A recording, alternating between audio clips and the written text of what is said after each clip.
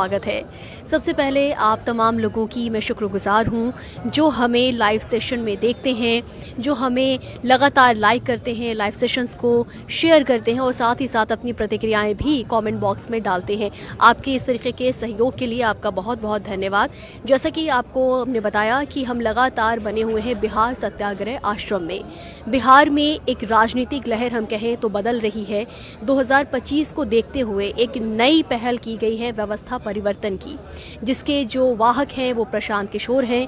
प्रशांत किशोर ने यहाँ पर आकर के नींव डाल दी है जन स्वराज की। बिहार की राजनीति में अगर आज बात हो, खबरों में बात हो, तो ऐसी कोई खबर नहीं है जहाँ पे प्रशांत किशोर की बात ना हो और जन स्वराज की बात ना हो। तमाम जो जिले हैं बिहार के 38 जिले, वहाँ से आकर के जितने भी बुद्धिजीवी हैं, जो प्रबुद्ध लोग हैं, वो यहाँ पर आकर के जुड़ रहे हैं। उनका जमावड़ा लग रहा है और बिहार की बेहतरी के लिए जो रणनीति बनाई जाए, किस तरीके की रणनीति बनाई जाए, किस तरीके का विजन डॉक्यूमेंट बनाया जाए, किस तरीके का बिहार का विकास मॉडल हो, उस पर चर्चा हो रही है। ऐसे तमाम लोग यहाँ पर जुड़ रहे हैं और बड़ी संख्या में जुड़ रहे हैं, जो अपनी अपनी तरफ से जो है वो कोशिशें कर रहे हैं। ऐसे ख़ास मेहमान हमारे साथ इस वक्त जुड़े हुए हैं जिनके ऊपर बड़ी जिम्मेदारी भी है। उन्होंने भी अपनी एक ईंट लगा दी है बिहार के बदलाव के लिए। उनके परिचय के साथ हम ये जानेंगे कि बिहार में जन स्वराज क्या करने वाला है। इतनी तेज़ी से जो ये लहर उठी है, गंगा किनारे से राजनीतिक लहर, उसका असर 2025 में कैसा होने वाला है। सबसे पहले तो आपका बहुत बहुत धन्यवाद हमारे साथ जुड़ने के लिए। कन्हैया जी, अपने परिचय के साथ हम बात शुरू करें। आपको भी धन्यवाद जी।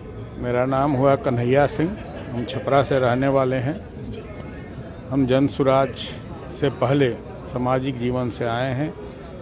मैं विद्यार्थी जीवन काल से ही भारतीय जनता पार्टी का सदस्य के रूप में, कार्यकर्ता के रूप में, नेता के रूप में कार्य किया। मैं समाज सेवा को लेकर के जिला परिषद का सदस्य रहा। पार्टी ने मुझे छपरा विधानसभा से टिकट देकर के प्रत्याशी बनाया।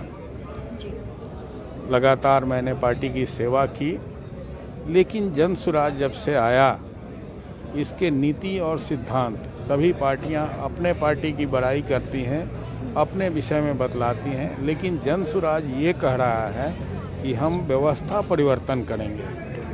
सत्ता परिवर्तन तो करेंगे ही, व्यवस्था परिवर्तन करेंगे। व्यवस्था मीन्स यहाँ की जो बिहार की बिगड़ी व्यवस्था है, जहाँ आम जन मर रहे हैं, पार्टियां अपने ढंग से मौज मस्ती करती हैं, योजनाओं की लूट होती है, धरातल तक नहीं पहुंचती है।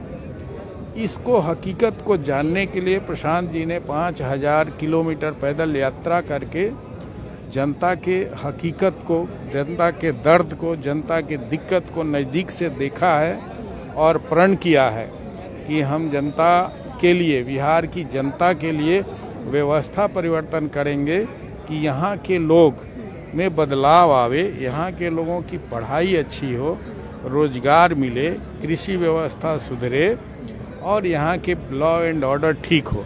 इन सभी तमाम बिंदुओं को ध्यान में रख कर के और प्रशांत जी बिहार सत्ता परिवर्तन, व्यवस्था परिवर्तन की लड़ाई लड़ रहे हैं और इससे बड़े तादाद में पूरे बिहार के जितने प्रबुद्ध वर्ग के लोग हैं, गरीब वर्ग के लोग हैं, सब लोग लगातार जुड़ते जा रहे हैं और एक कारवां बनते जा रहा है।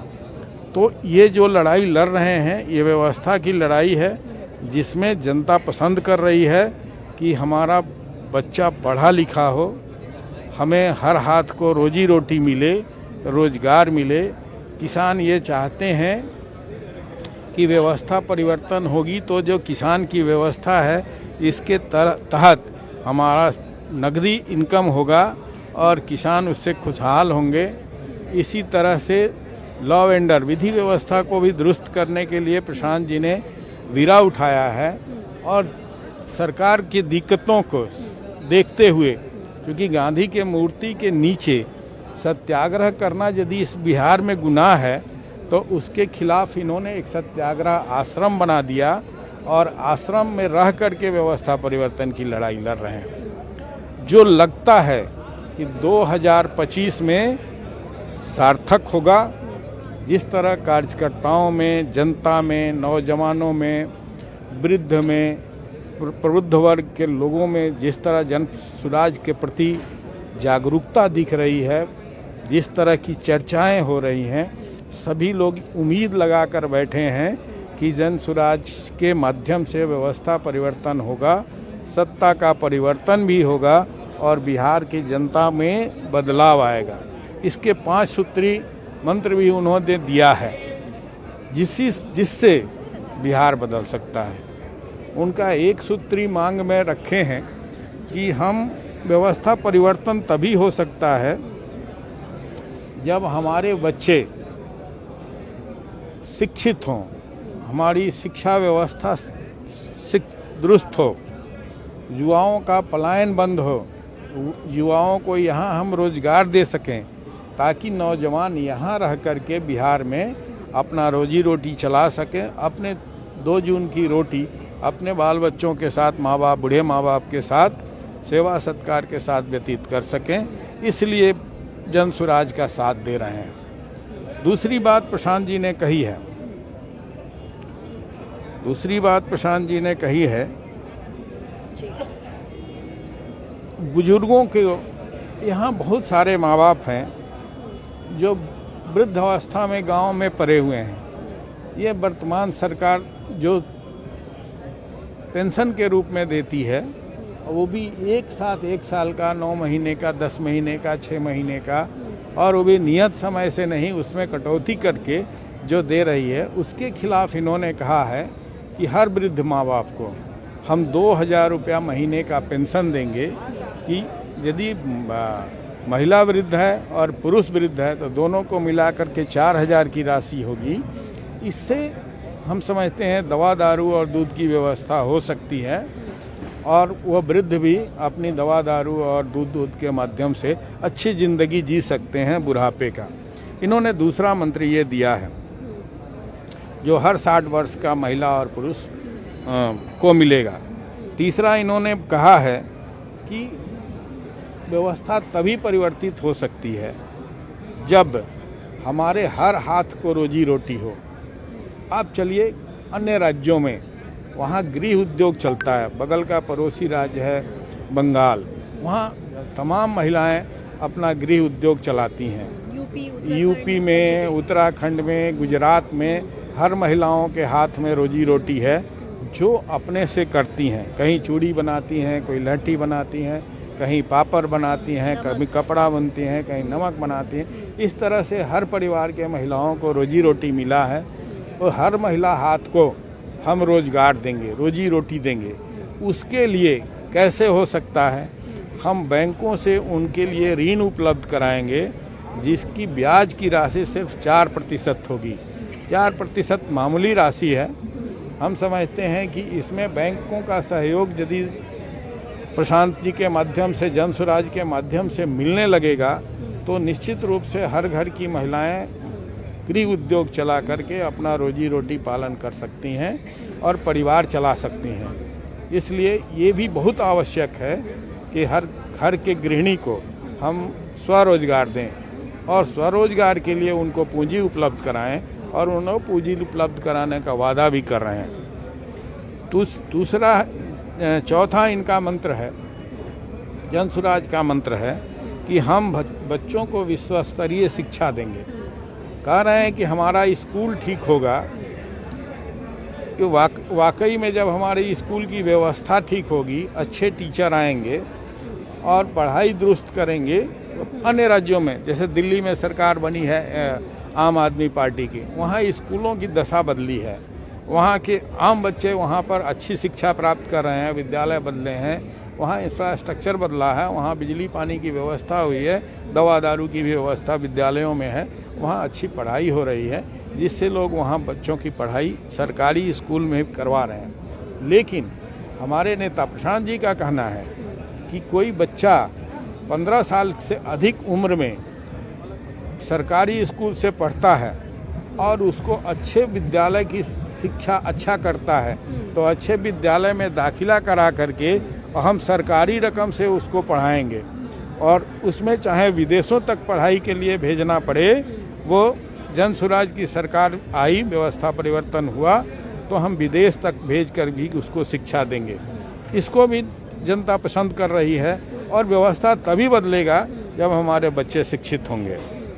पांचवा ये कहते हैं या जनसुराज पार्टी कहती है किसानों की बेहतर व्यवस्था के लिए, तो हमारे नेता कहते हैं कि किसानों की व्यवस्था कैसे अच्छी हो सकती है। तो इसमें उनका कहना है कि हमारे किसान तभी अच्छे हो सकते हैं जब उनको नकदी रोजगार मिले, उनको मजदूर मिले। सरकार ये कहते हैं कि जो मनरेगा का मजदूर सरकारी व्यवस्था में लग कर के काम करता है, हमारी सरकार आई तो हम मनरेगा के थ्रू से मजदूर उपलब्ध करा करके किसानी करवाएंगे और नकदी फसल उगाएंगे। नकदी फसल में ये तय है कि बिहार के लोग यहाँ के फसल परवल हुआ चाहे हरी सब्जियाँ हुई, हर दिन हजारों ट्रकें यहाँ से बाहर जाती हैं, चाहे झारखंड हो, चाहे दिल्ली हो, चाहे उत्तराखंड हो, यहाँ से सब्जी जाती है। हम उसको और जो रोजगार युक्त बनाएंगे कि सभी किसान कैश क्रॉप्स को पैदा करें और उसको बेच सकें बाज़ार में और अच्छी मूल्य उनको प्राप्त हो सके, उससे भी किसानों की व्यवस्था बदल सकती है। दूसरा चीज़ इनका कहना है कि पहले किसान गन्ना उद्योग का काम करते थे, गन्ना उपजाते थे, चीनी मिलें चलती थीं, जब गन्ना कटता था उससे चीनी मिल में जाता था, उसके पैसे मिलते थे, उससे बच्चों की पढ़ाई होती थी। वो जो मिलें बंद हैं, जब हमारे किसान गन्ना उपजाएंगे और हमको गन्ना मिलने लगेगा तो हम मिलों को भी चालू करवाएंगे। ये सोच है। ये 5 सूत्र जो हैं ये बिहार के परिवर्तन के लिए बहुत बड़े सूत्र हैं और ये जनता इसका स्वागत कर रही है और हम जैसे नेताओं को ये मजबूर करके कहती है कि आपको जनसुराज के साथ रहना है और जनसुराज के हाथ को मजबूत करना है। घर की गृहिणियाँ कह रही हैं अपने पति से कि आप जाओ जनसुराज के मीटिंग में जाओ, हम आपको इजाज़त देते हैं, जनसुराज के समर्थन करो, जनसुराज के लिए वोट मांगो। और जनसुराज इसी 5 सूत्र के आधार पर आगे बढ़ रहा है। और भी बहुत सारी ज़रूरतें हैं, लेकिन हमारे नेता कहते हैं कि ये 5 हो जाएगा तो हमको एक अच्छा प्लेटफॉर्म मिलेगा और इस प्लेटफॉर्म को पा करके हम बिहार के व्यवस्था को बदल सकते हैं। इससे मेरे बच्चे शिक्षित होंगे, तो एक बच्चा पढ़ लिख कर यदि अच्छा करता है तो उसके घर की माली अवस्था बदल सकती है। दूसरा कहते हैं कि हम गृह रोजगार देंगे, गृह उद्योग पैदा करेंगे, उससे कोई नहीं मिलेगा। 2 बच्चों को लेकर के एक माँ पापड़ उद्योग चला करके भी कमा सकती है, बड़ी उद्योग चला के कमा सकती है, ठोंगा बना के कमा सकती है, लाठी चूड़ी बना के भी कमा सकती है और अपने परिवार को चला सकती है। बहुत महिलाएं करती भी हैं। तीसरा ये कहते हैं कि हमको वृद्ध चल नहीं सकते हैं, फिर नहीं सकते हैं, अस्वस्थ रहते हैं, उन्हें दवाइयों की ज़रूरत होती है, तो उन्हें दवा के लिए हम पैसा देंगे। उन्हें दूध की ज़रूरत है, उन्हें दूध की पैसा देंगे। तो दवा और दूध किसी वृद्ध को मिलेगा तो हम निश्चित रूप से उस वृद्ध के लिए बहुत कुछ कर सकते हैं और वृद्ध भी घर पर रह करके सुखी रह सकता है। तीसरा किसान का मामला है, तो किसान में यदि नकदी फसल आएगा, मजदूर मनरेगा से मिलेंगे और उसके खाद और बीज अच्छे उपलब्ध कराए जाएंगे तो निश्चित रूप से उपज अच्छी आएगी और हमारी माली व्यवस्था किसानों की सुदृढ़ होगी।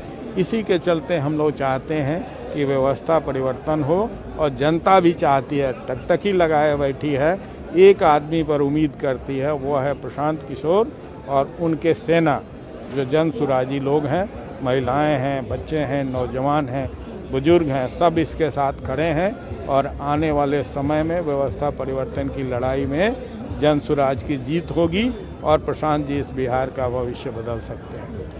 प्रशांत किशोर जी ने मुस्लिम समुदाय को भी वादा किया है कि जो उनके बच्चों के खिलाफ गलत मुकदमे हुए हैं उनको वो कानूनी सहायता देंगे। इसके साथ ही उन्होंने दलित समुदाय को भी उनका हक दिलाने की बात कही है। तो क्या सारे समुदाय का नेतृत्व प्रशांत किशोर जी करेंगे अगले आने वाले उसमें समय में, और हर समुदाय उनके नेतृत्व को कबूल करेगा? अभी तक जो आप कह रही हैं जी, ये दलित समुदाय हो, मुस्लिम समुदाय हो, कहीं भाजपा के डर से राजद में था जिसको राजद ने शोषण किया, उस पर ध्यान नहीं दिया, उस भाजपा के भय दिखाते रहे राजद वाले लोग और मुस्लिम समुदाय के लोग राजद की तरफ झुके रहे, उस सत्ता का मजा मारते रहे और वो राजद की निकम्मी सरकार, जिसको जंगल राज भी कहा जाता है, उसने किसी पर ध्यान नहीं दिया। चाहे महिला हो, दलित हो, मुस्लिम हो, समाज का अति पिछड़ा हो, सड़कें हो, नाली हो, जो भी है वो एक जंगल राज था, एक एरा था। उससे लोग भयाक्रांत हैं और उससे उम्मीद तोड़ करके बैठे हैं और प्रशांत जी से उम्मीद कर रहे हैं कि प्रशांत जी आएंगे तो हमको न्याय भी मिलेगा। दलित समुदाय को भी लोगों ने दबा के रखा। आज की सरकार निकम्मा बना के रखी हुई है। 4 किलो अनाज देती है, 4 किलो अनाज दे करके कहती है कि घर में बैठो। 4 किलो से कुछ होता नहीं है, उसको रोजगार दे। वो जो 80 लाख लोगों को 4 केजी अन्न दे रही है भारत सरकार, उसी पैसे को परिवर्तित करके, और जो प्रशांत जी कहते हैं कि हर घर को रोजगार दो और वो कमा के अपना खुद को खाए, तो आपके कंट्रोल की ये सड़ी गली अन्न नहीं खा करके बाजार का अच्छा अन्न खा सकता है। इससे परिवर्तन हो सकता है। अच्छे अन्न में अच्छा दिमाग पैदा होगा, अच्छे खून पैदा होंगे और वो अपना खुद का कमाई करेगा तो खुद पर विश्वास करेगा कि हम खुद के कमाई से खा रहे हैं। आज सरकार के ऐड पर सब लोग खिल्ली उड़ा रहे हैं, सो नहीं होगी। इसलिए प्रशांत जी कहते हैं कि हम रोजी रोटी देंगे, हर नौजवान को रोजगार देंगे, हर घर को गृह उद्योग का दर्जा दे करके, ऋण उपलब्ध करा करके वो हर हाथ को रोजी रोटी देंगे। इससे लोग जुड़ रहे हैं। जी, बहुत बहुत धन्यवाद आपका। तो हमारे साथ जुड़े हुए थे खास मेहमान। आपने सुना कि इस तरीके की रणनीतियाँ प्रशांत किशोर के साथ जुड़े हुए लोग बना रहे हैं, जिम्मेदारियाँ अपनी निभा रहे हैं और साथ ही साथ बिहार को बदलने के लिए क्या कुछ ज़रूरी है, किन स्ट्रैटेजीज़ की ज़रूरत है, किन रणनीतियों की ज़रूरत है, कितने लोगों की ज़रूरत है, किस विचार की ज़रूरत है, उसको भी यहाँ पर जो है एक तरीके से हम कहें कि पॉलिश किया जा रहा है। उस चीज़ को यहाँ पर चर्चा की जा रही है ताकि बिहार का बेहतर भविष्य बनाया जा सके। फिलहाल इस लाइव सेशन में इतना ही। अगले लाइव सेशन में एक बार फिर से जुड़ेंगे। धन्यवाद।